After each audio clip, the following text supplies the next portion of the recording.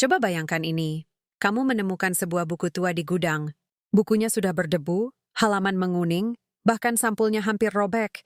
Namun saat membukanya, isinya still penuh makna, still bisa membuka wawasan, bahkan bisa mengubah hidupmu. Sama seperti buku itu, pengetahuan di dalam otak manusia juga tidak pernah basi. Banyak hal di dunia ini yang bisa basi. Makanan bisa basi, minuman bisa basi. Bahkan teknologi pun bisa basi karena terus berkembang. Tapi ada satu hal yang luar biasa. Pengetahuan yang tertanam di dalam otak manusia tidak pernah benar-benar kadaluarsa. Kenapa? Karena setiap pengalaman, setiap pelajaran, dan setiap kesalahan yang pernah kita alami, tersimpan bukan hanya sebagai ingatan, tapi sebagai fondasi untuk versi diri kita yang lebih kuat di masa depan. Pernah nggak kamu belajar sesuatu dulu waktu kecil, seperti naik sepeda? Awalnya susah, jatuh, lutut berdarah, menangis.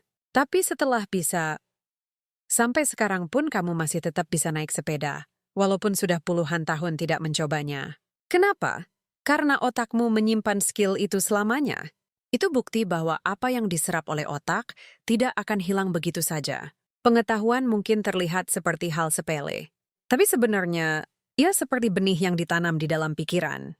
Mungkin saat ini belum terlihat hasilnya, belum terasa manfaatnya, namun suatu hari nanti, ketika kamu berada di titik terendah dalam hidup, atau saat kamu sedang mencari jalan keluar, pengetahuan itulah yang akan muncul, memberikan jalan, memberikan solusi. Perbedaannya hanya satu. Ada orang yang membiarkan pengetahuannya terkubur, ada juga yang menggunakannya untuk membangun masa depan. Jika kamu terus belajar, terus membaca, terus menggali wawasan, maka otakmu akan menjadi perpustakaan hidup yang bisa membantumu dalam situasi apapun. Dan yang luar biasanya, pengetahuan itu tidak bisa dicuri oleh siapapun. Tidak bisa dihapus oleh siapapun. Dan tidak akan basi oleh waktu. Namun ada satu syarat penting.